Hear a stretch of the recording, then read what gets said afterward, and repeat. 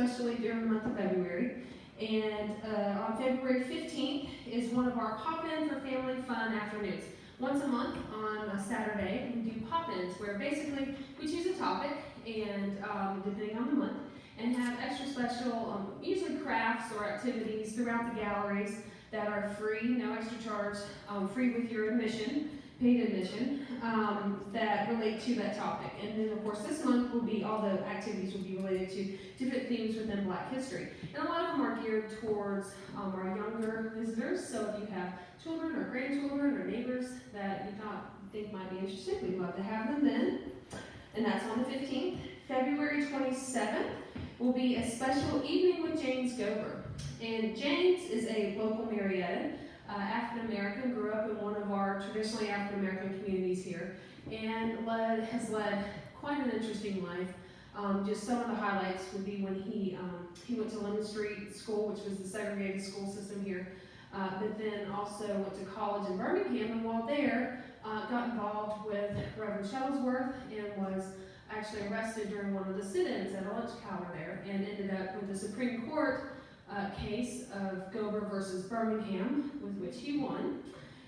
So he's a very important figure in our nation's fight for equality. And he then came home after that, after college, and continued to support our community, everyone in our community, by working at the Marietta Housing Authority, working for equal housing for everyone. So, and he's got a number of stories also with working on campaign runs trying to get our Hugh Grogan, thank you, it's coming to me, getting him elected as our first African American city councilman, and those sort of things. So he's done a lot, and that evening with James Gober, we're actually going to have at the city council chambers at City Hall, because we're anticipating a little bit larger crowd than we can hold here. So that's February 27th at 6:30. In March, March 16th, we'll have a panel here also tying into Black History Month. Even though it's March, we have a diverse COB advisory committee here that works at the museum. As I said, we bring diverse programming year-round. And so for March, we're going to be doing one. It's a panel called Racism Today, Perspectives from Our Community. I will be on the panel, as well as Dr. Tom Scott, and a couple other people from the community that will be sharing our personal experiences growing up in the South with racism and other things.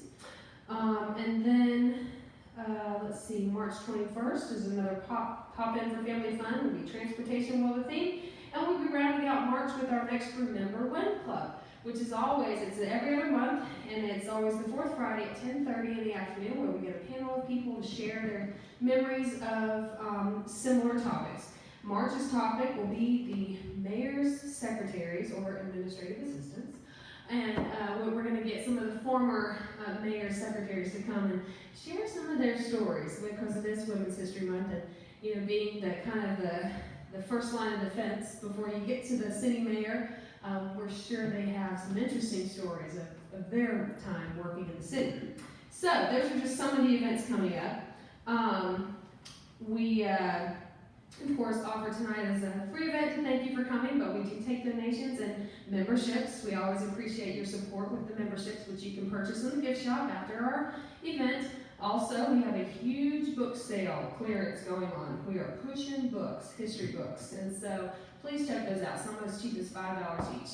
Some good things in there. So, all right, without further ado, I'm going to pass it off to Chet, and we'll get started with the Winecoff. All right. Thank you. Yeah.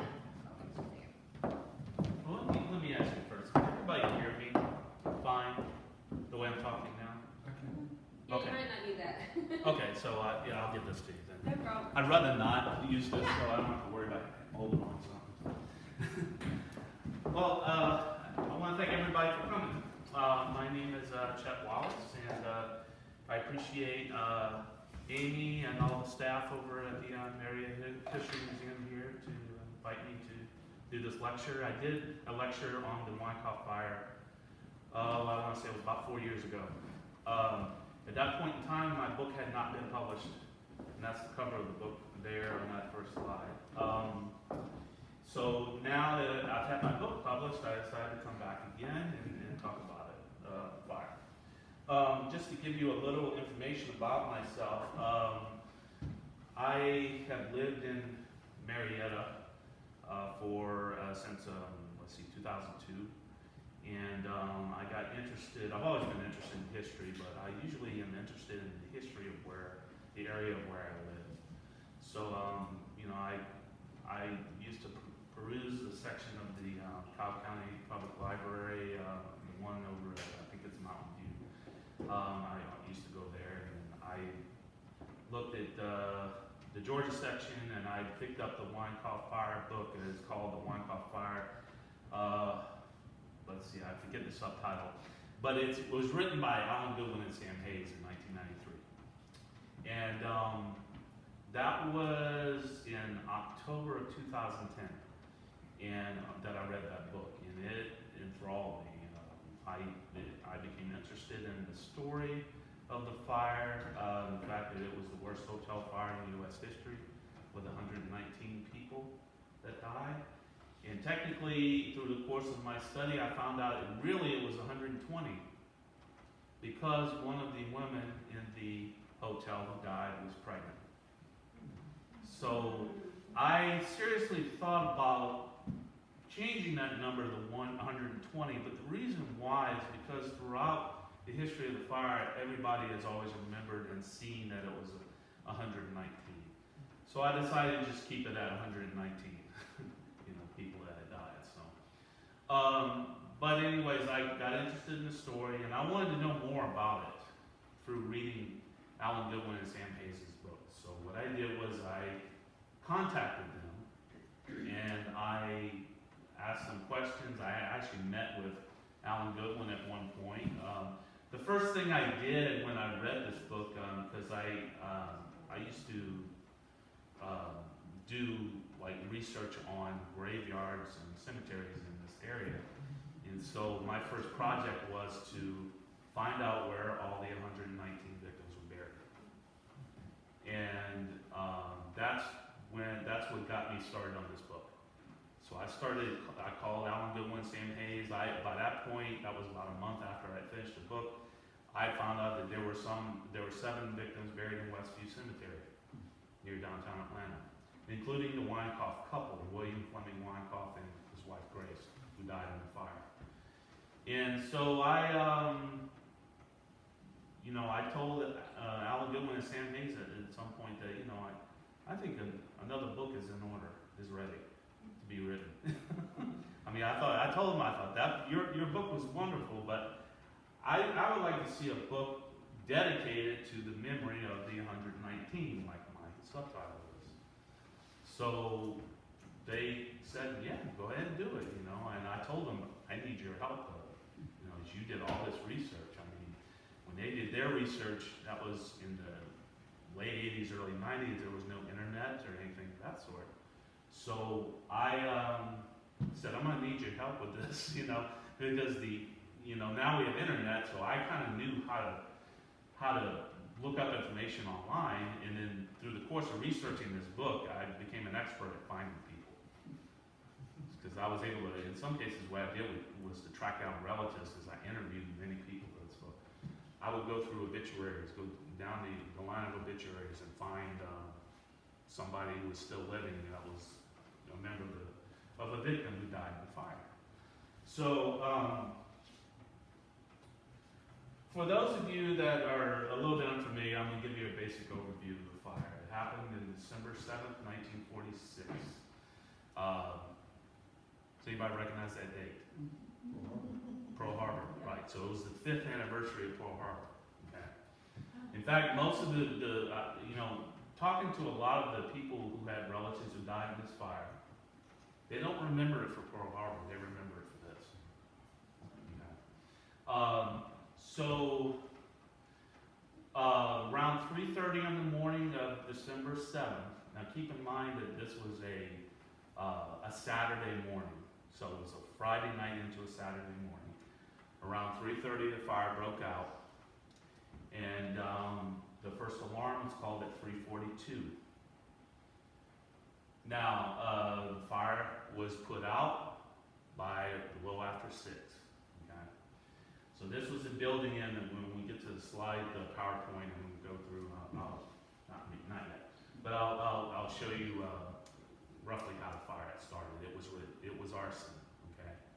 Alan Goodwin in Sam Hayes' book kind of established that. There was no really proof that it was arson, but there was an arson investigator who was brought in to investigate the fire, and he proved it was arson, but the newspapers didn't talk about that. They talked about it being an accident with a lit cigarette and a mattress on the 3rd floor.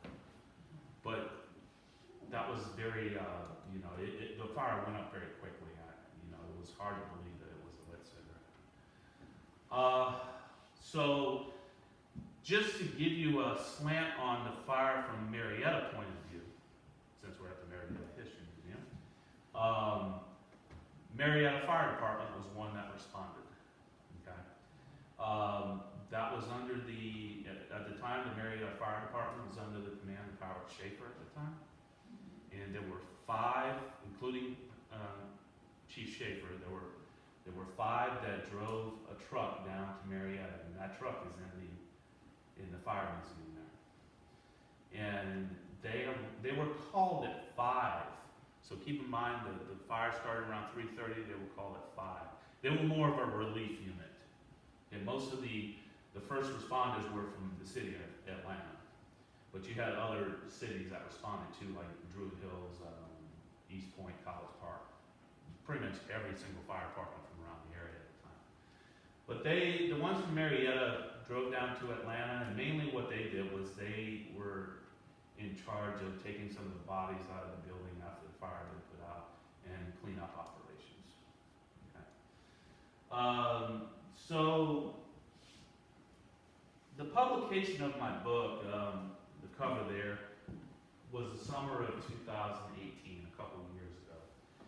Just to tell you a little bit about the cover itself, the drawing of the hotel there was done by my father, Roger Wallace, who's a painter, and he doesn't get paid for it, but he does it as a hobby.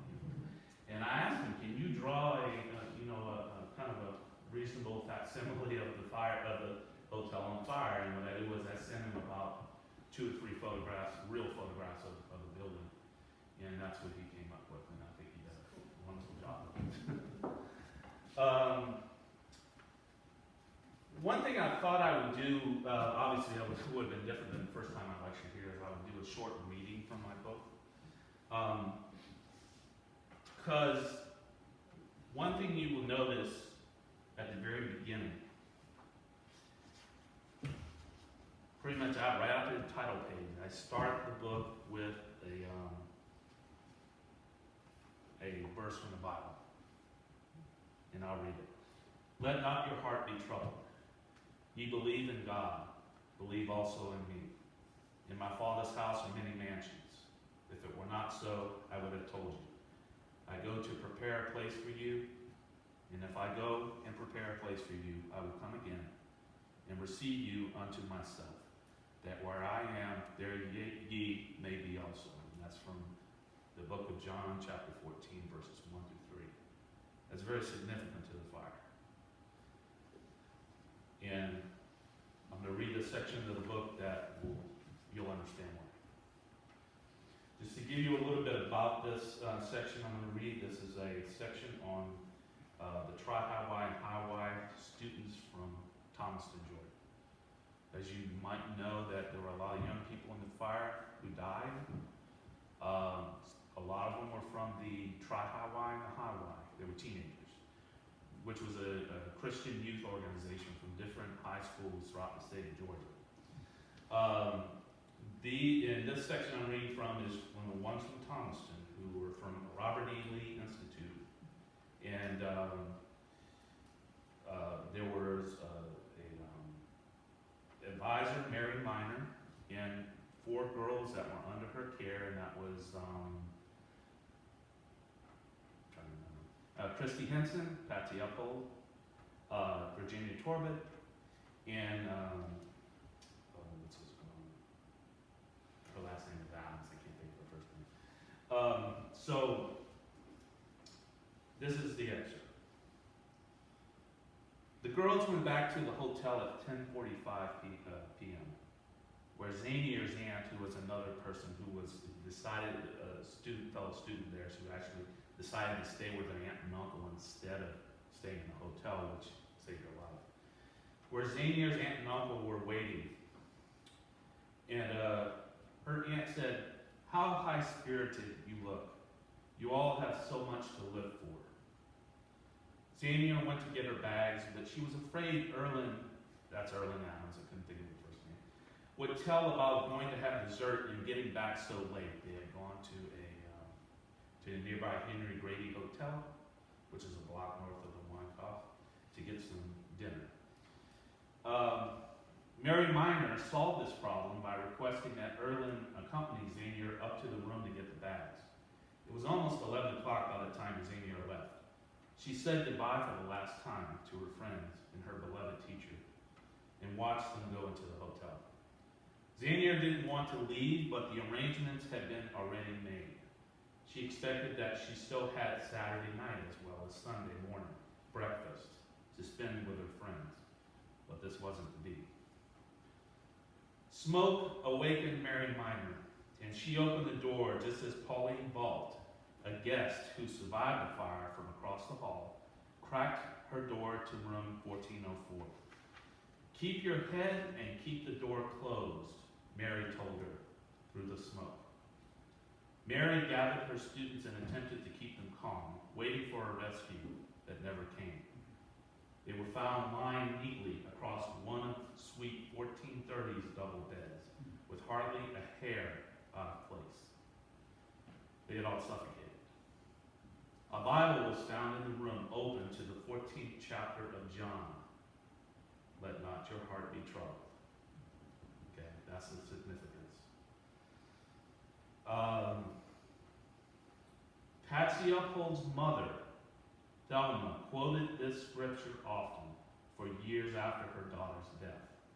And to this day, members of the victims' families still know the verse by heart. And I can tell you, the Thomaston victims, most of their families still live in Thomaston, and they still keep the memory alive. The R.E. Lee Institute is, the school building is now the government, the city offices. But years before, the cafeteria of that school had been dedicated to the 5 victims. And then the city kept it that way when it switched over. And then there was a point that when Patsy Uphold's brother Al told me that they wanted to rededicate that cafeteria, and all the members of the family got together and they stopped it. They wanted that cafeteria to stay dedicated to their siblings, you know. So to this day, it still is. Let's see. Now let's start the PowerPoint, so you can flip to the next one. Okay. Now this is the most iconic image of the fire. This was taken by Arnold Hardy, who was a Georgia Tech student who had heard the sirens at Georgia Tech, and I believe he took a taxi down to the site where the fire was. He had called the fire department first to find out where the fire was. And he took 4 photographs. He had 5 flash bulbs. One of the flash bulbs did not work because of the weather. It was cold. It was about lower 40s at night there. And he took, this was the last photo he took. There's another photo I have later in the slideshow that I'll show you. That was his too. But this one, no, keep it there. Thank you. But this one, most people say that it is a woman named Daisy McCumber, but there is not really any proof. Nobody really knows 100% who this woman is. It might have been Daisy McCumber, who was a survivor, but it also could have been another woman named Edith Birch, who actually died. And Alan Goodwin and I have looked at this photo and tried to figure out who it is, and he says Daisy McCumber, but judging from first of all, we don't know what room Daisy McCumber was in. So we tried to figure it out by looking at from where she's falling, the wind is going up, but it's almost, it's kind of impossible to figure it out 100%. But this was published in just about every newspaper in the country, this photo. Okay, a few facts about the Winecoff fire. 119 people lost their lives in what would be the worst hotel fire in U.S. history. And it actually was the worst hotel fire in the world for a long time. After it happened until early 70s, there was a hotel fire in Seoul, South Korea, that topped that, and there was more. And this was a watershed event, fire safety, so a lot of laws were changed as a result of this fire. There were 4 hotel fires in the United States in 1946. LaSalle Hotel Fire in the summer, there was one in Dubuque, Iowa, there was one in Texas, and then the last one was the Winecoff Fire. And this caused President Truman to enact a committee in the following year, 1947, to figure out a way to stop, to figure out a way that hotels would be safer. And so one thing the Winecoff Hotel did not have, it didn't have any sprinklers, no alarm, no outside fire escapes, no fire block doors. You could literally walk up the stairwell that was in the middle of the building from the first floor to the top floor without encountering the door. And that's what most, I've asked some fire chiefs, including Jackie Gibbs, who used to be fire chief here in Marietta, what, if there was one thing that was in place, what would have saved the most lives in this fire? And every one of them said fire block doors. Because that would have kept the smoke and the fire from going from one floor to the other. A lot of laws were changed. National fire codes were put into place because of this fire. So before that, you only had local codes. Like New York City would have had a pretty good history of fires. The Triangular Shirt Factory fire, about 100 years ago, and they would have had good laws, but Atlanta was kind of outdated at this time. Okay, you can move this. All right, these are a couple of postcards. I have kind of a lot of things on the Winecoff fire that I own personally, including some items from the hotel's history, and then I have a lot of postcards. These are 2. One thing, the right one shows the hotel lobby. Has anybody ever been in the building now? As the Wallace Hotel? No? Okay, it's not that much different. It doesn't look that much different. The front desk is about where it is now. There was a mezzanine that looked into the 2nd floor. That is paved over now. The hotel restaurant now is on the 2nd floor. Or actually, more of the big rooms that, for a conference rooms on the 2nd floor. Now, these beams are still here, and roughly the elevators are still in the same place. I'm going to show you a later slide. I'll show you exactly how it looks. Okay, next slide. Okay, a little bit of pre-1946 history. Winecoff Hotel was built at the southwest corner of Ellis and Peachtree Streets in downtown Atlanta, Georgia in 1913. It's called the Ellis Hotel now. The hotel was designed by architect William Stoddard and built by William Fleming Winecoff. Winecoff was one of the victims of the fire. There are still a few buildings of Stoddard's that are still standing in the Atlanta area. One is, I know, the Ponce at the corner of this catty corner from the Fox Theater at the Ponce Lane on Peachtree Street. It was labeled absolutely fireproof because it was built of concrete and steel. Okay, when most buildings in 1913 were built of wood. So William Stoddard was so proud of it, they labeled it absolutely fireproof because it wouldn't fall to the ground. So people misinterpreted that it was the safest hotel in Atlanta. Now, what other event, disaster event, do you think about when you think of absolutely fireproof with a building? Right, Titanic. Titanic was unsinkable, right? And then, I know a little bit about Titanic too, and Titanic technically was never labeled unsinkable.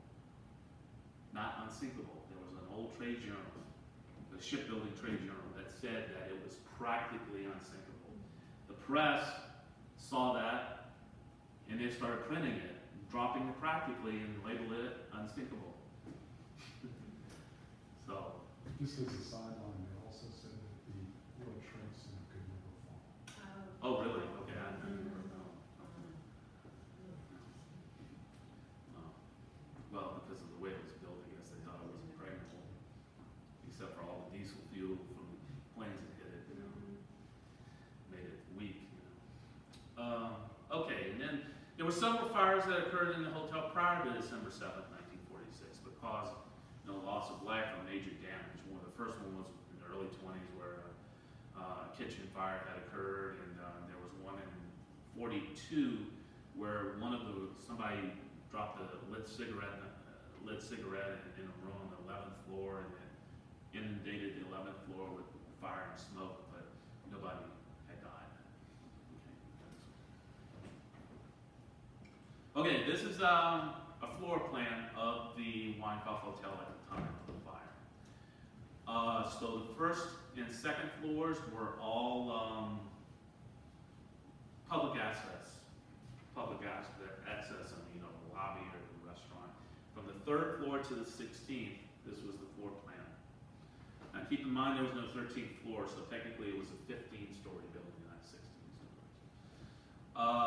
Now what had transpired was somebody on the 5th floor had poured gasoline about right in here, down the hall.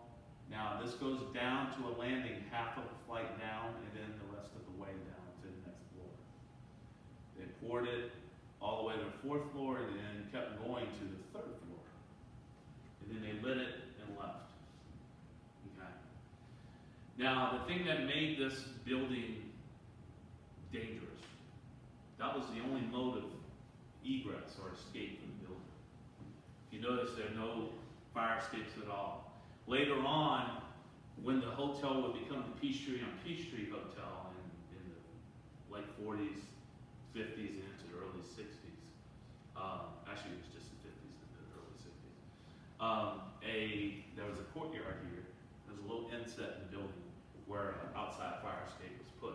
But at the time of the fire in 1946, there was nothing there either. So if you notice, this is the only mode of egress. All the rooms around it are surrounding it. There was no way for a person that was in a room to go into the corridor because it was either full of smoke or there was fire there. So a lot of people had to resort to taking bed sheets off the bed and tying them together and extending out of the windows, pretty much on all sides of the building, except for this one. At the time, there was a building here, it was called the Richardson Building, that was only 3 stories up. Okay. So no fire trucks could get to that side. Only fire trucks could get to this side, which this is Peachtree Street and this is Ellis. And then there was an alley with the Mortgage Guarantee Building, and that building is still there. It's called the Carnegie Building now. So firemen were figuring out that they could extend ladders from one window to another on this backside. But that was kind of that was a slow progress. It took a long time to do that. So let's go on to. Okay, this is the photo I talked about Arnold Hardy took. Another one that he took. I studied this photograph extensively because knowing every room and where every person was staying, I could tell who these people were. Okay? Because I can tell exactly, I'm not sure, I don't remember exactly what floor this was, but I figured it out from the top, that's what it was. You see the roof there, and you can count down. So you see people, you see the bed sheets here in different places. You see, that is, I talked about Edith Birch and her husband George. That's them right there. So yeah, that was a very interesting photo. You can go there next week. This is a photo that was fairly early on in the fire because you see smoke wasting out of some of the windows here.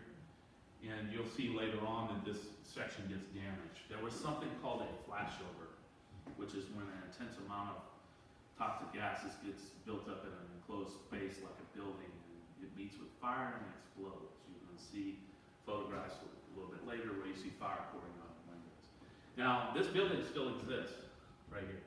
This is Ellis Street, so this is the event venue that used to be Davison Paxson's and then later Macy's. That's this building. This building is the Richardson building I talked about. That's not here anymore. Nowadays, there is a MARTA station there. Okay. But pretty much the outside of the building looked like this. Now, the way it looks now, it looked like it back then because when they turned it into the Ellis Hotel in 2007, the historians tried to keep the integrity of the outside of the building the way it looked. Okay. Okay, this is a picture of the building on fire where you see fire pouring out the windows. And this was the kind of the major image I wanted my father to use when he drew the front cover of my book. But that's all right. Now this is a photo of would be the north side of the building facing Peachtree. You see the hotel sign here, Hotel Winecoff. And that's, if you're familiar with the Ellis Hotel, that's exactly where the Ellis Hotel sign is now. Same exact place. This window right here, that's William Winecoff and his wife Grace. I was able to figure that out just by counting by the windows. And I know it's hard, it's kind of hard to see on this photo, but if you blew it up, there is a person right there on a bed sheet hanging up. Okay, this is a damage that one of those rooms on the side where the inset is sustained. The arrow points to where a bed sheet was tied to the window, so someone could scale down.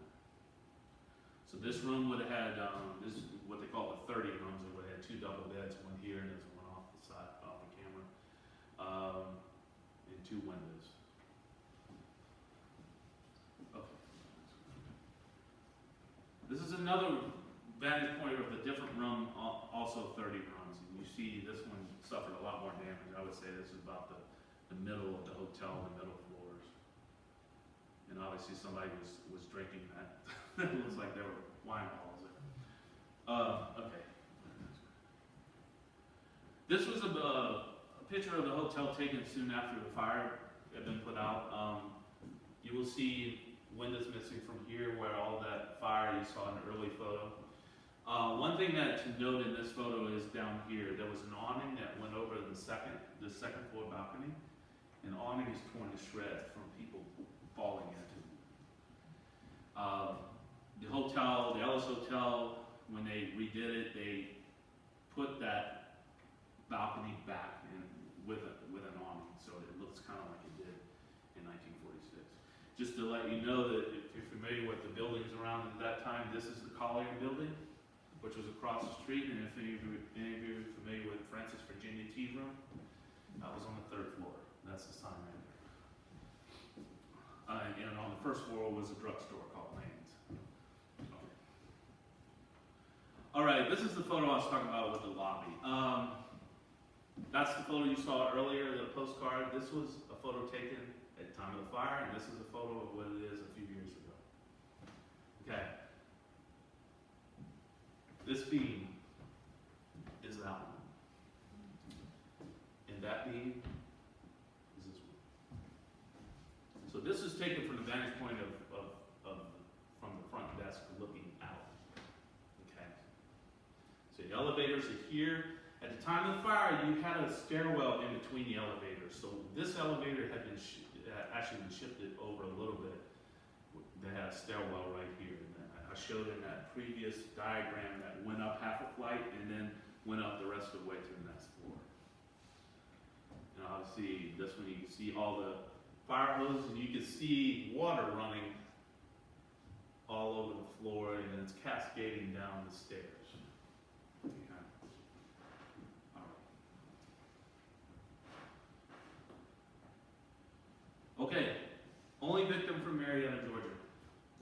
Rochelle. Wally Rochelle was a traveling salesman who worked for a paint company, and he lived very close to where with his wife Cora, where the Big Chicken is. Actually, I think it was catty corner across from where the Big Chicken is. Now, he was having an affair with his secretary, and he had lied to his wife, told her that he needed to leave on Friday instead of Saturday when he really was supposed to leave. So he had gone to the hotel Friday night to spend the night with his secretary. This photo is actually an old photo. It's not taken around the time that he died in the fire. This is all I could find. The only photo I could find of him is from, he went to Emory University, and so he was in his 20s, I think, when this photo was taken. But he was 46, I think, when the fire occurred. Was he buried here? Do you know? He's buried in Westview Cemetery. Oh, Westview. Right. He's buried next to Cora. So the thing I always thought about with family is that I felt sorry for Cora. Because she's hit with two things. She's hit with the fact that her husband is dead, and also that he was having an affair. Did the secretary make it? Nobody knows who the secretary was. Some people believe that it might have been Daisy McCumber, the woman in that photo that fell. But I tried to research that to figure out, and Daisy McCumber in 1946 was not a secretary. So they couldn't, So I'm not sure who it was, but I did get confirmation from the family that that's what he was in a hotel because of that. And that's something I was regretful to print because I didn't want to get into any kind of legal trouble or anything like that. So I made sure that I confirmed it with the family that, okay, this is what I'm printing, So, they agreed to it, so. Okay, okay, these are some of the cities, these are the cities that Tri-Hawaii and Hawaii clubs had sent delegates that they had died. Okay. And I'm going to go through some. Okay, Bainbridge, Georgia. This was the hardest hit town. 8 people. The advisor who's in the middle of the photo, Mary Alice Davis, and the 7 students under her care. They were all on the same floor, the 9th floor, facing that alley. Okay. The 3 ladies on top were the senior Tri-Hawaii, and then the 2 boys were junior Tri-Hawaii on either side, and the ones on the bottom were the boys were Hawaii, and then the girls were junior Tri-Hawaii. One of these victims would be famous because of her father, Patsy Griffin. Her father was Governor Griffin, Martin Griffin in the 50s. Okay. But at the time, he was a adjutant general of the state. Okay. Okay, Donaldsonville, Georgia. There were 4 girls from Seminole High School. Now, Jerry Jenkins on the left, and then Robbie June Moy, Jeanette Riley, and Harriet Strickland. Now, this is a point that I will talk a little bit about how the fire affected the family members who survived.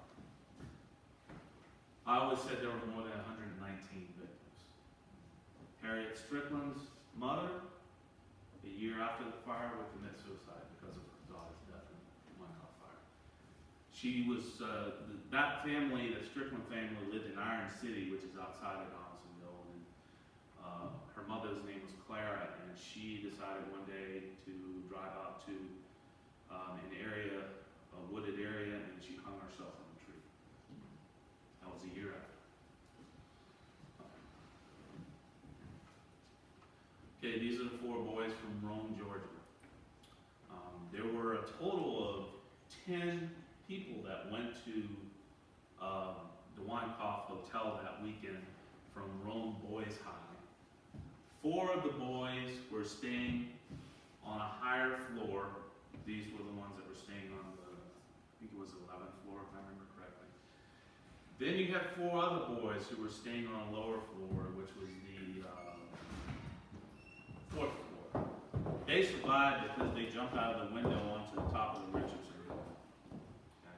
Then you had 2 others, the advisor, who was Carlos Hamel, and then his son, 9-year-old son named Richard Hamel, who's still living. I met him before and interviewed him. And I hold every year I hold a little reunion at the Ellis Hotel, and sometimes he has come to those. So every year I do it, so around December 7th. Okay, servicemen. Keep in mind when this happened. This is after World War II. You had a lot of servicemen who were just coming over from overseas, scrambling to try to find a place to live. So a lot of them were living in hotels or in apartments. And to me, the tragic, people talk about the young people who died in the fire, which is absolutely tragic. But to me, just as tragic is the servicemen, because they went overseas to fight for their country, possibly to lose their life, and they come back to the United States, expect to live a long life, and they die in a hotel fire a year after. To me, that's very tragic as well. So, these are 3 of them. The one on the left is Elmer Consett, who was actually had quite an interesting story during the war. He fought in the Battle of Guadalcanal, and he almost lost his life by crashing his plane. He was a Navy pilot. He single-handedly sunk a Japanese destroyer, almost losing his life. He's actually mentioned in Guadalcanal Diary.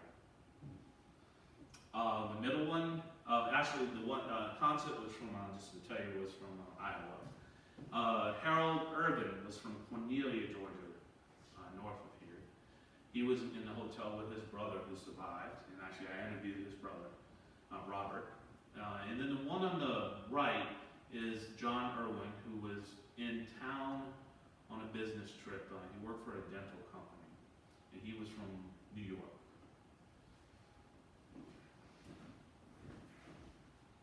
Atlanta residents. Now you're thinking, why would they stay at a hotel in Atlanta if they live in Atlanta? But back during that time, it was a little different. Some of the residents, just decided to stay because they had a relative who came into town who was renting a room at the Winecoff, and they decided to stay in the room with them. Or, back during that time, you had the trolley system in downtown Atlanta. So if you worked in downtown Atlanta, you didn't feel like going back home to the Highlands or something like that. You just spend the night in a hotel if you had to work the next day. So these are 2 people who were related. They were dating each other. This is Jack Sheriff on the left, and Margaret Nichols, who he dated. Jack Sheriff owned a theater restaurant in that Richardson building right next to the Winecoff Hotel. Margaret Nichols was his press agent. They both, their story is integral to roughly figuring out the timeline of when the fire started, because he closed his restaurant about 2 o'clock in the morning. He had a room permanently rented out at the Winecoff for people who, if they were working late at the club, they could just stay in the hotel and not have to go home. So they went out to get dinner really late, after 2 o'clock, and they came back to the hotel about 3:15. Margaret Nichols was talking to the switchboard operator, Catherine Rowan. Catherine looked at the time when they came in, and she said that later on in her, when somebody interviewed her about what happened in the fire. So we kind of know a rough timeline of when the fire had started. So they both were on the 7th floor. They were on that back side, that alley, and they had both attempted to jump from their window to crash through a window of the mortgage guarantee building. And it's 10 feet. And when you're standing in a room, I've done it myself, you're looking across, it looks like you can jump it. It's that close, it looks like, but it's not. Nobody made it like that. Nobody survived crashing through a window. Okay, these two ladies, I put them together because they were staying in a room right next to each other, but they didn't know each other. But they were both from Atlanta. Laura Miranda, who was on the left, was a beautician who worked at a beauty shop in the Lowe's Grand Theater building. And she was one that I kind of mentioned earlier that, she didn't own a car. She lived in the Highlands with her sister. She came downtown Atlanta to work on Friday, and she had to go to work the same place on Saturday morning. So she figured, well, let me just stay at the Winecoff Hotel. So she was alone in her room, supposedly. This is Irene Tollett, I think her name.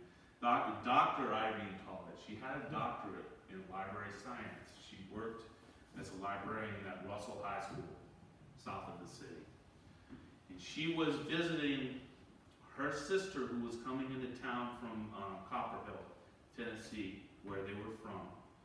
And instead of going, they were spending time together. They went and saw a movie. The movie that they saw was called Undercurrent with Katharine Hepburn and Charles Boyer in 1946. It was playing at the Paramount Theater across the street. And she decided to stay with her sister instead of going back home. So they were both on the backside of the hotel as well. Okay, you had 9 interns from the University of Alabama who were staying in the hotel. They had arrived just after Thanksgiving, and they were intended to stay all the way until right before Christmas. They were all from the home economics department of the University of Alabama. And they were gaining experience working at 2 different department stores. And one was Davis and Paxson's right across the street, and the other one was Rich's, which is around the corner on Forsyth. Okay. 9 of them were staying in a hotel. 6 of them were dying. These are the 6. You had Sarah Aldridge at the top of the left, Peggy Cobb, if you're familiar with Cobb Theaters. That's her family. Jean Pruitt, Ethel Stewart, Gloria Ryman, and Elaine Sullivan. The other 3, 2 of them survived the fire, and one was not even in the hotel because she decided to play hooky. She called in to where she was working because she was supposed to work Saturday. They all were supposed to work from Friday to Saturday, have Sunday off. So her boyfriend had invited her to a dance in Birmingham. He went to college, I forget which college, in Birmingham, Alabama. So she decided to call in, and she went to the dance, and she was in Birmingham at the time of the fire. So, all right. Okay, you had 2 entire families who were killed in the fire, 4 members each, a couple and 2 children. Dickerson family was one.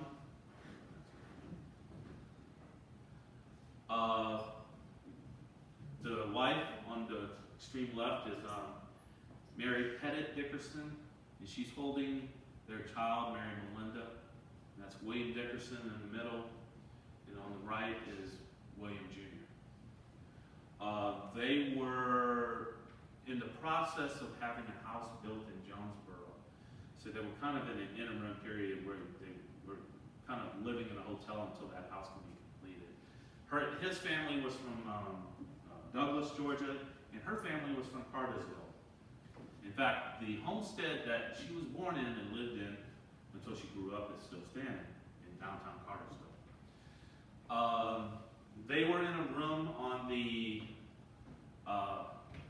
top floor, or near the top floor, on that inset side that no fire trucks could get to. And William apparently had figured that probably they could survive if they went into the bathroom. But the problem is that he did realize that there was a vent in the bathroom that connected with the outside hallway. And so they were found, all 4 of them were found in the bathroom. Mary was found sitting on the floor with an arm around each of the children. Now, keep in mind that they were on a floor where the fire hadn't reached. Okay, there was no damage by fire on their floor. It was just that it was smoke inhalation. Because the fire had been put out, by the time the firefighters were able to put it out, it had reached about the 12th floor. They were on a higher, they were on the 14th floor. Okay. Or no, they were on the 15th floor, top floor, yeah. So, yeah, so. Okay. The other family is the Goodson family. Now, the Goodson family were just happened to be traveling through Atlanta from Clay City, Illinois, to go on a short vacation in Florida. And it just so happened they spent the night that night in the Winecoff. Joseph Goodson on the left, his wife Gladys, and then Joseph Jr., and Barbara Beck Goodson, who was the youngest victim of the fire. She was 18 months old. This photo, I think, was taken when she was about 6 months old. They were on the front side of the hotel on the 12th floor.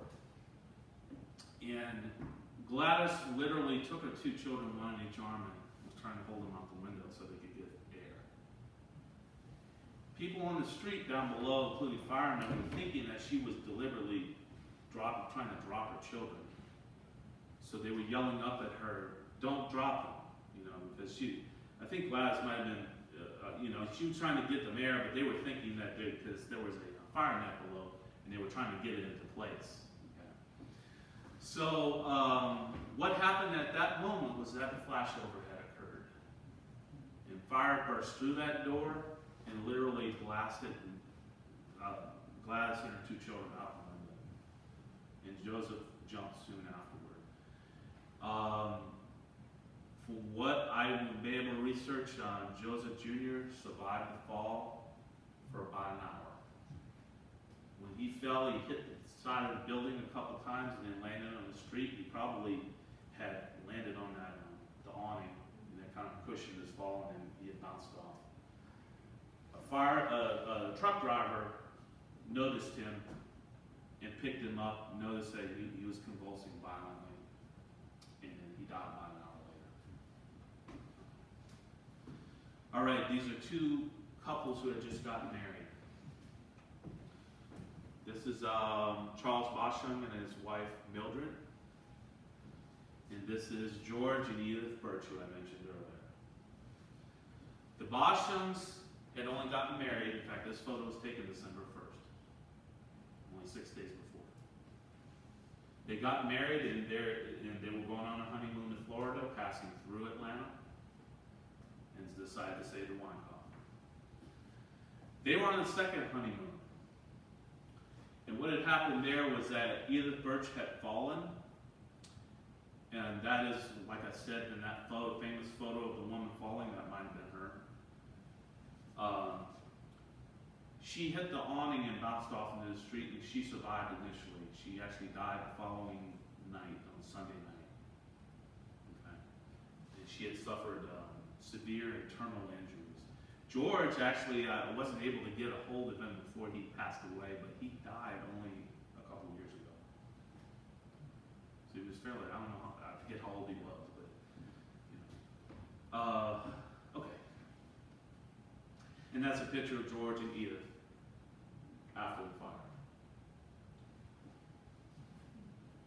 And that was taken over at Grady Hospital. A lot of the victims were taken to Grady Hospital. Now keep in mind, for those of you who are familiar with Grady Hospital, that big complex that sits off of the Grady curve, that wasn't there at the time. It was only a little brick building that's still there. And I have a picture of it, I think, a little bit later. That is still there. I think it's used now for the administrative offices. Okay. And this is it, yeah. So this is what it looked like around 1946, and this is a little later. I want to say this was taken maybe about 10 or 15 years ago. You see there's not much change in the way that the building looks. So the complex of Grady that you see is off over here. In fact, every time I leave Atlanta to go to Florida to visit my parents, I always look for that building because you can see it off the interstate. Okay. This is a picture. This is George again. And this is, I cannot remember her name, but she was in the hotel at the time of the fire, and she escaped it. And then she came to the hospital to help out. But this was taken at Grady Hospital. I want to say her name was Elsie Baker. That's it, Elsie Baker is the nurse's name. All right, just to give you a little bit of history about the hotel after the fire. In 1946, the fire happened, and then for about 5 years, the building lay dormant, except for the first floor. You had businesses on the first floor that occupied it. But in 1951, that building opened as the Peachtree on Peachtree Hotel, which is a postcard of it there and what it looked like. The one major thing that's different is there was no balcony right here. So they changed basically the bottom portion of the building. The man here is Fred Beasley, who was an entrepreneur who traveled in through Atlanta around that time before became the Peachtree and Peachtree, because he opened it. And he liked to take old buildings and revitalize them. So that's what he did. He decided to purchase the old Winecoff Hotel building and make it into a hotel called the Peachtree on Peachtree Hotel, with the intention of making it safer, obviously, to make it a safe hotel, unlike when it was the Winecoff. So that hotel operated for 15 years, until about 1966. And then in 1966, Fred Beasley at first wanted to sell the building and the business, but he had no takers. So what he decided to do was he decided to give it to the Georgia Baptist Convention with the intention that it be turned into a retirement home, which it was.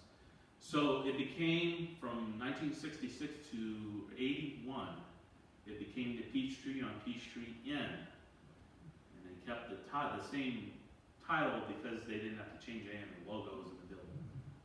Okay? Because the logo was kind of like a large cursive P with a smaller one embedded in it. So I've seen photographs of somebody had gone into the building right before they revitalized it as the Ellis, and I'd say about 2005, 2006, when it was just a mess. The inside, it was just wallpaper peeling from the walls, and it was just, the inside was trash everywhere. Apparently, vagrants had been living in the building. Because from 1981 to when the Ellis was open, that was about a 25-year period, there was nobody occupying the hotel except for the bottom floor. It had businesses in it. So there's one photo that I found interesting, was that it shows an elevator. This was taken in 2005, an elevator that shows the old Peachtree on Peachtree logo. So that kind of told me, okay, well they just decided to use the same logo for the Peachtree and Peachtree Inn when it was a retirement home. And then, the Ellis Hotel has been open since 2007, still running. I know most of the employees there, the general manager there, and I've asked him questions about, how's business going and all that stuff. And he says it's going good. He said the only time that they had some issues with business was when they built that new trolley system that they have now. That trolley system downtown that goes right in front of the Ellis Hotel, and then it turns from Peachtree onto Ellis Street and goes down that way. And when they were tearing up the road to build the tracks, their business it went down until that trolley was put into place. So yeah, and I've stayed there many times. And like I said, I hold an annual event at the hotel around December, early December, for the survivors and anybody who had family members involved in the fire. Sometimes it's big attendance, sometimes it's not much at all. Like this past year, it's kind of an off year. It was the 73rd anniversary. The only people that showed up was Alan Goodwin, and a couple members of the Winecoff family. That was it. So, but in past years, I've been holding it since about the 70th anniversary. We've had up to maybe about 40 people there, 50 people. My dad was staying there that day. Which, the day of the fire. He actually slept there that night. And I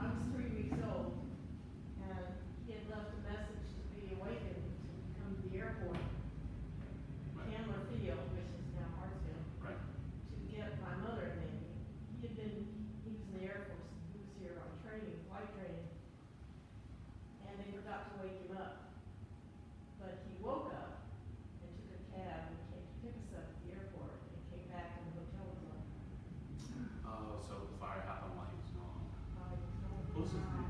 John Miller. He was Lieutenant Colonel then. Okay. And his memory was that the whole area was cordoned off, of course, Yeah. and he couldn't get close to it. And he found a place for us and went to Grady to give blood.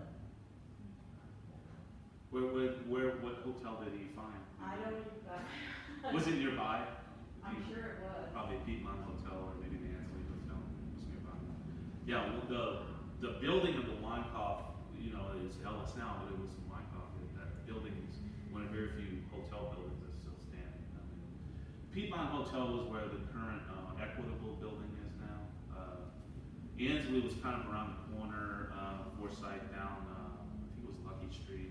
Then you had the Henry Grady Hotel, which was a block north on Peachtree. That's where the West End is now. So not many of those old hotels are still standing.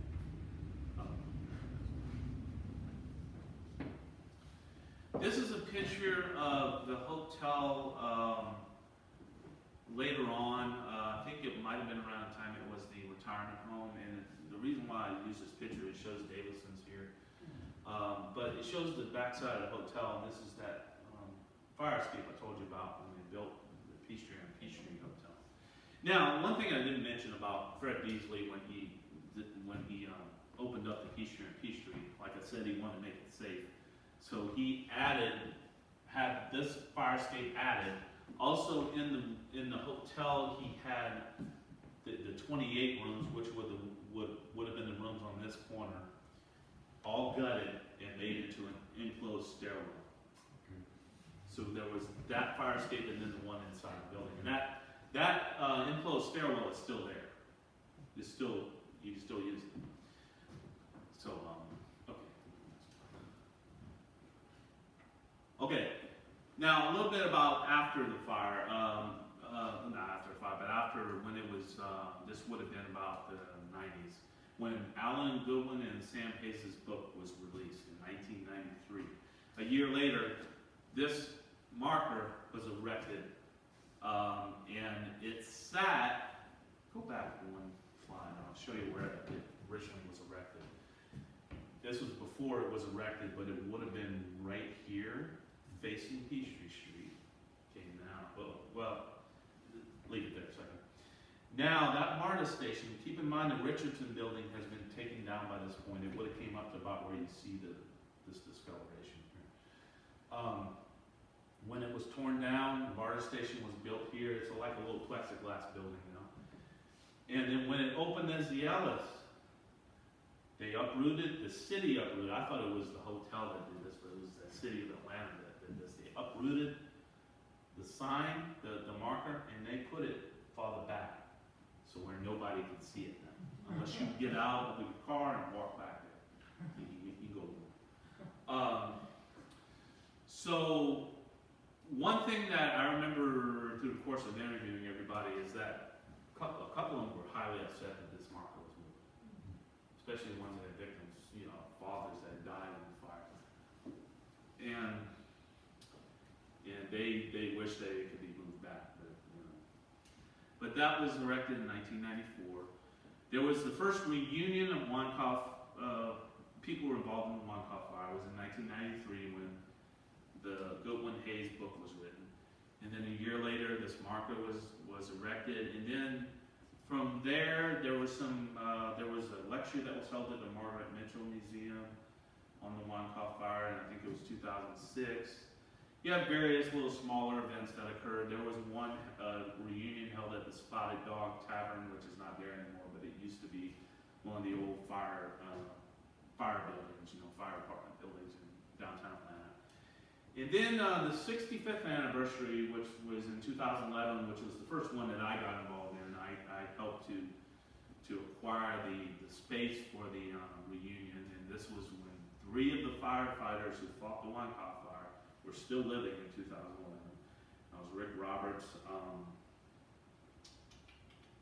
Harvey Sprayberry, I forget the other one. But anyways, they all came to the hotel, and then you had press around, you know, television and radio were there, and they interviewed them and everything. And then it was my idea to have a yearly reunion And I got that idea from looking at articles about the Triangular Shirt Factory fire 100 years ago. They have a reunion every year of people involved in the Winecoff fire, in the Triangular Shirt Factory fire. So I decided, why not do this with the Winecoff fire? So in the 70th anniversary, a few years ago, I decided to have that, start having it. And what I do with that is I go to go to a hotel and set up I have a table that has all this memorabilia that I have about the fire and newspapers and whatever. I have a lot of stuff at home. And then I have a couple of speakers that come in, like special speakers that either survivors, like I mentioned Richard Hamel earlier from Rome. I had him one year come in and do a talk, to talk about his experience because he remembers it still. Then we have lunch, and then I take a small group of people who want to go up into the building to see a room.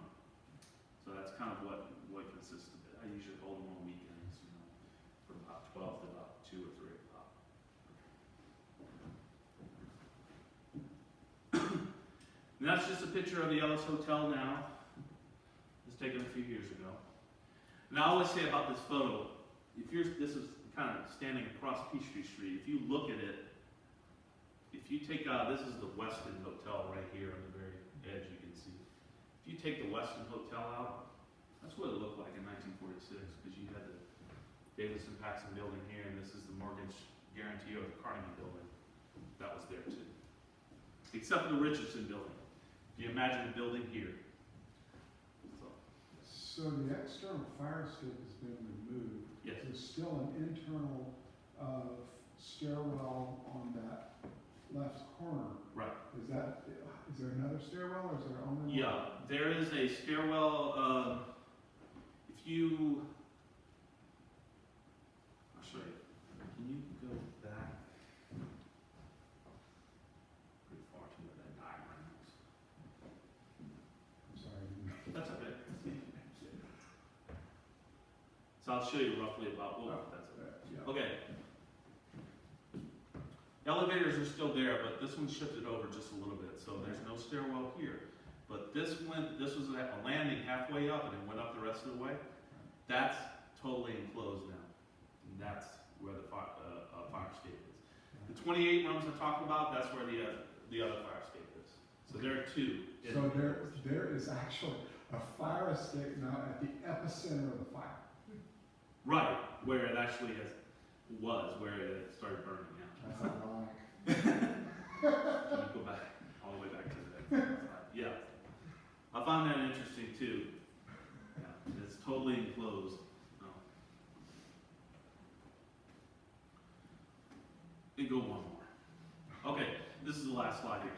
I just put another image of my book, and then wanted to, since I'm a published author, that was the first book I wrote about, the Winecoff fire. My second book, which I published last summer, is about my grandfather, which this has nothing to do with Atlanta or Marietta. But my family I don't know why they hounded me, wanting to write a book about my grandfather. Because you're a writer.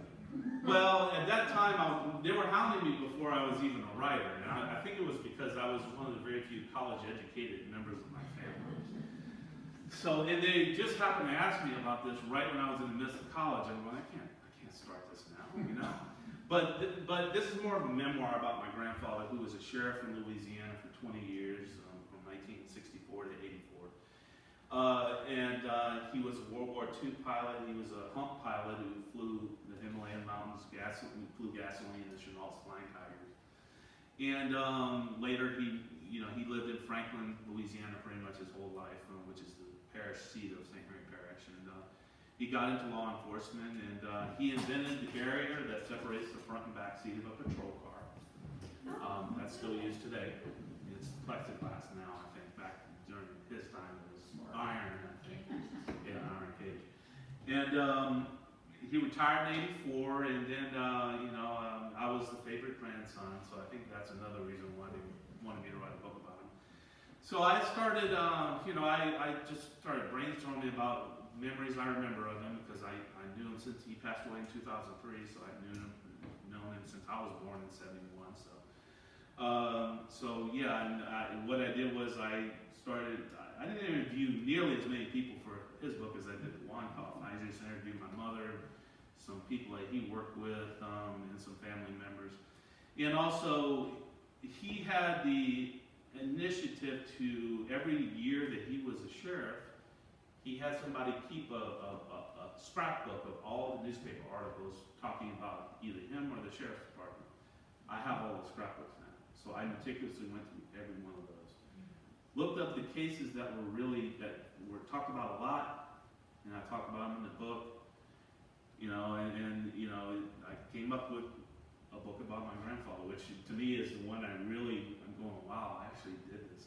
Because this Winecoff fire had been researched before. Somebody had written a book about it. But my grandfather, nobody had ever written a book about him. So I'm going, wow, that's amazing. I actually wrote a book about him. So, that's pretty much the end of my lecture. Just to give you a little bit, I brought both of these books if you would like to purchase them. The Stories of the Winecoff Fire book is $25, and Two Wings and a Star is $20. And if you buy, you decide to buy more than one book, I'll knock $5 off. So like if you buy the Winecoff Fire $25, I'll knock $5 off that one. So that's the end of my lecture. And I hope you enjoyed it, and thank you for.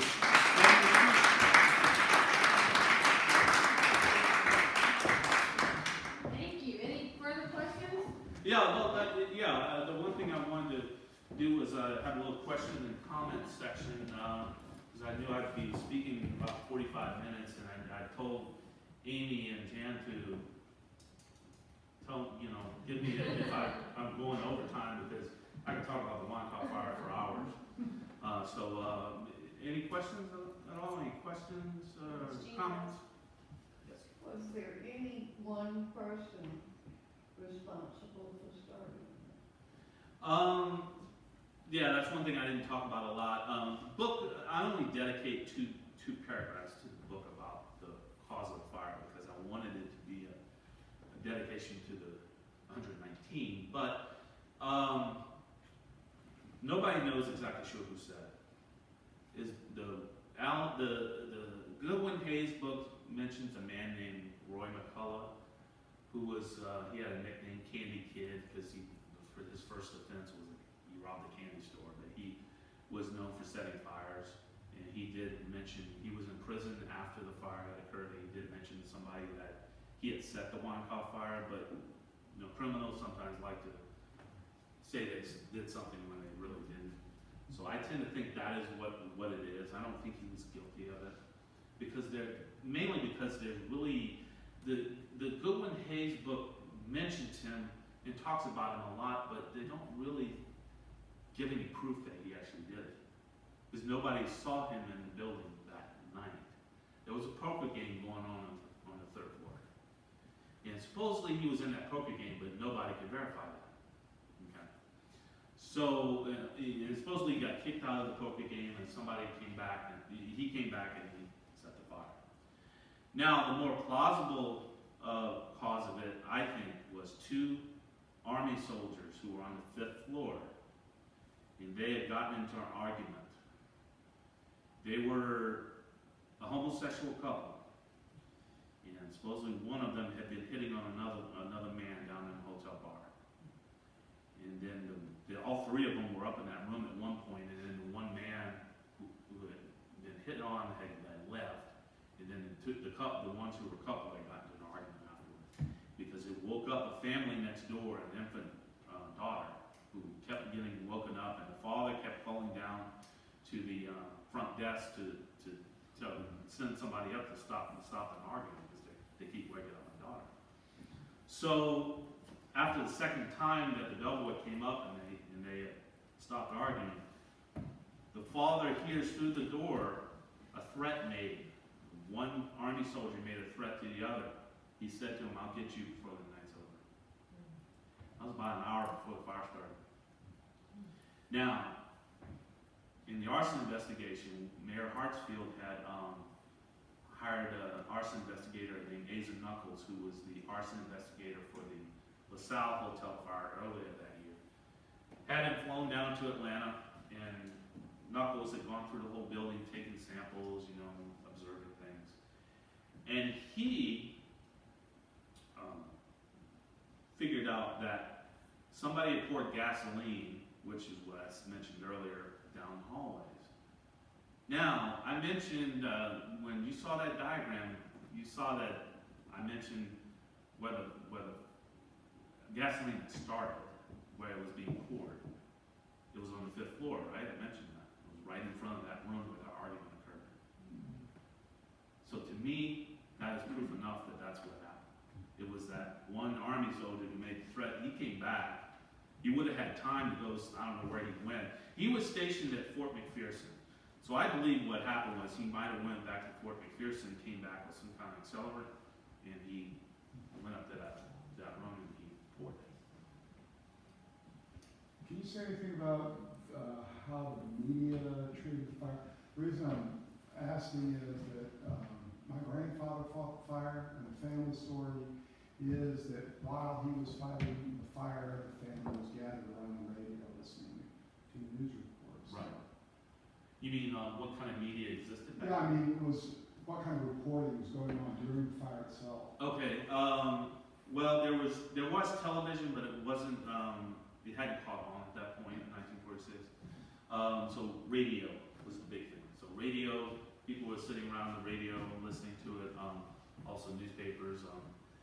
I can tell you from this vantage point how some of the victims' families found out about it. Some of them found out by radio, by listening to the radio. But most of them actually, because you gotta remember this is the middle of the night, so most of them were still asleep. They had gotten a call from somebody. Somebody who was listening to radio. Hey, I heard the Winecoff hotel is on fire in Atlanta, and I know such and such is in the hotel. That's how they found out, mostly, And then you had the issue of the parents, like if you look at the trial, how I victims, the parents getting this call in the early morning and they don't know what's going on. So they immediately get into a car, drive there, not knowing where they're going necessarily. They go first, most of them first go to the hotel. And they find out, okay, where are people being taken? They don't know if the relative is dead or alive. And so they're going, a lot of them just went around to different funeral homes in the area and then to Grady Hospital. The morgue at that time was at Grady Hospital, and the city morgue was in the basement.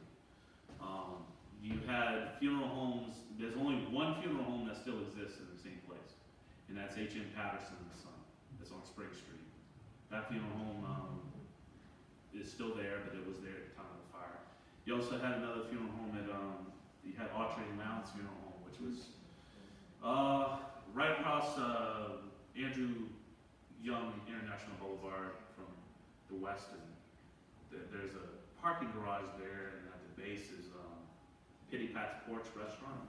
That's where Autry and Mounds, the original building that stood in 1946. So yeah, you had a lot of, that was pretty much how people found out by media, by the radio and newspapers. A lot of them were listening, because what was happening with the radio is people were trying to figure out who these victims were. I mean, they took them out of the building, brought them to Grady Hospital or various other places. They were trying to do research. The Salvation Army had a lot to do with that. They were researching, we know that this person was wearing a certain ring that had initials on it. And they were saying it over the radio. So a lot of these people who were driving to Atlanta were listening to radio. Okay, that sounds like that might be such and such. So they knew where to go to identify that person. Well, most of the victims died of inhalation or the jumping or what? 119 victims, so I estimated about 40 died of injuries, like jumping. And then The rest, I would say, well, you know, they always say in like in a building fire that they died of, they burned to death, but that's rarely the case. What they mean is that they died of smoke inhalation first and then their bodies burned. Yeah. So I would say that most of the other ones died of smoke inhalation, so I'd say, you know, by about 70, 80 of them. Do you know how many survived? Yeah, nobody knows exactly how many people were in the hotel at the time, but it was about 300. So if you take off that, about 280. No, 180. 180, yeah. Yeah. I'm a 100. historian, not a mathematician. Yeah, I'm not good at math either. I would say 180 survived. Now, when you look at the amount of people that survived with injuries, I would say only about 60 made it out of the building with no injuries whatsoever. So there were about 120 more that had some kind of injury, you know, physical injury, or they breathed in so much smoke that they had edema, you know, pulmonary edema. Any other questions? Sorry, I came in late. No, that's okay. Talking to my grandmother. Okay. I'm a volunteer. I don't know if I'm allowed to ask questions, but I'm curious. Because I work in medicine, like when they took them to Grady, did they check those victims for smoke inhalation? Did they know how to do that? Oh yeah, they did. They had set up. You know, you would be interested in one section of my book, because what I decided to do was, as part of my research, and this is in the very beginning of the book, is to interview I interviewed a current doctor, a pulmonary doctor, and I had asked him questions about that, like the effects of smoke inhalation, what are the symptoms, and how fast, which he couldn't really tell me. It was kind of hard to determine how fast somebody who would, because you got to remember this is the middle of the night with people sleeping, Yeah. and some of them just didn't wake up. They just went to sleep and they were dead. How long it would take for somebody who started breathing in the smoke who was sleeping to the point where they actually died, which he estimated it wouldn't have been long, about 10 minutes. Yeah. Because you got to remember, when you're sleeping, you breathe in faster, so you breathe in more smoke. And that's something that is odorless, so it's not something that'll wake you up. You don't detect it. Yeah. Carbon monoxide. Carbon monoxide. Yeah. Yeah, normally, I mean, when I've seen it, I mean, I've gone to med school yet, hopefully next year, but I read things a lot of times, I'm always curious. I know they like check your throat, and like because you don't present symptoms, they only check like the back of the throat to see if there's like, and then they'll intubate you.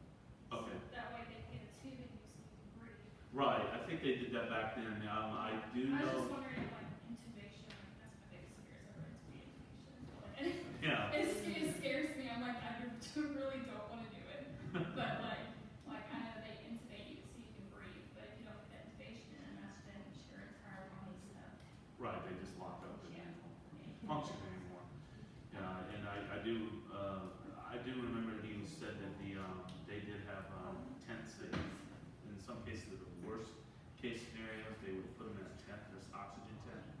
Because technically oxygen, when you look at the ordinary air, I think it's only about 20% of the air is actually oxygen that we're breathing now. But the tent, it's elevated, it's a higher percentage, and that helps a person breathe better. I do remember that the doctor told me that the symptoms they would suffer would be eventually would lead to cardiac arrest, but it would induce vomiting and all kinds of things of that sort. It would, in one of the cases, I remember one of the survivors, the smoke actually burned the person's eyes, so they couldn't see very well for several months. So, Were there any injuries among firefighters to fall fire? yes, no firefighters died in the fire, but there were some injuries, mental and physical. I know that Jack Burnham was one of them. He was a firefighter. I think he was in his 20s when he fought the fire. He had helped he was on a ladder about 3 floors up, and he was extending his hand out to a woman that was standing on a windowsill, extending her hand out, and right as they almost were able to reach each other, a woman from above fell, knocked both of them off the ladder and the windowsill, and they all went down.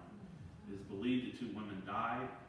Jack fell, and luckily there were fire hoses laying on the concrete in the street. He fell on his back right on those. He survived. He broke his back, but he was in a body cast for about a year. I know another firefighter. He was an older man, and I cannot remember his name, but he had gone to fight the fire, and he was there the whole time. And when he came back home, he had a heart attack. And he didn't die. He never could go back to the fire department again. And then there was another one who had fought the fire the whole entire time. He was one of the first responders, and he stayed there until the cleanup operations. And he went home, and I don't know exactly what happened to him, but he mentally snapped. He had to be committed to Milledgeville, to the Central State Hospital. So yeah, you did have some injuries, but none of them died in the fire. Now, so, an added thing that's kind of interesting for some people is what the firefighters saw in the building.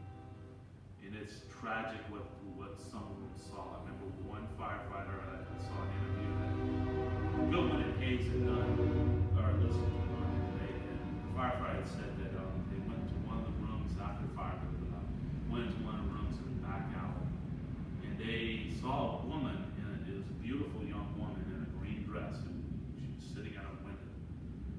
And she was sitting at the window like this window here. She was in a chair, and she had her arm resting on the windowsill with a pocketbook in her hand.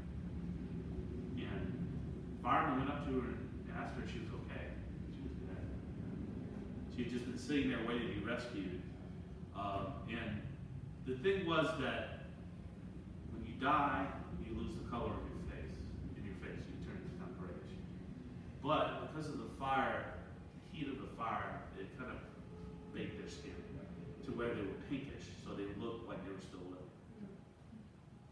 And she was dead. And then another one, it was on the back alley again. It was a similar situation of a victim sitting at a window, and the head was gone. The body, the torso, and the legs were still there, but the head was missing, because what happened was when the flashover had occurred, fire burst so quickly through that room out the window, it took the person's head right off. And then another thing I remember, fireman interview was, this is the most graphic to me, is when the cleanup operations, from so many people jumping from windows and striking the pavement, there was brain and blood all over the sides of the fire truck. They had washed it off. I would imagine the sidewalk too, is it still, I mean, it's Oh, yeah. probably been repaved by now. Yeah. But possibly still underneath on a certain layer, Probably, yeah. Well, I know probably, when you look at the back alley of the hotel, a lot of people either fell or jumped in that back alley. That back alley is still there, and I don't think it's been changed at all. And I know that it's horrible, but there were so many bodies in the back alley that I remember hearing, one of the survivors, that's how they survived. They had fallen from the window, and they were cushioned by all the bodies, and that's how they survived. Now that back alley, is that, if you go down Ellis, that'd be the back corner from, okay, so Peachtree is here, Ellis is here. The back alley, if you go down Ellis, it would be that back side? Yeah, I think so, yeah. The best way to get to it is, if you could drive down Peachtree Street past the hotel on your right, and you make a circular turn down Forsyth and then down Carnegie Way, and then you come down, you make a right on Ellis, Yeah. like as if you're going to the ballet. Yeah, it's that alley that's to the right. There's an alley between those two buildings. If you're facing the front of the Alice, it's on the opposite side. On the opposite side. So, like, the MARTA kiosk is here, and then back, and then, Yes, yeah, yes. at a right angle from the side where the fire escape was. That's right, yeah, Yeah. that's it, that's the alley. Okay. But you gotta remember, at that time, there was another building where the MARTA station is. Yeah. So, but that alley extended all the way to, I think it's Forsyth. Any other questions? All set. Thank you again. Oh, and also, if you want to purchase a book, Yes, Chet will be back there in the back to purchase books, and we'll have the gift shop open as well.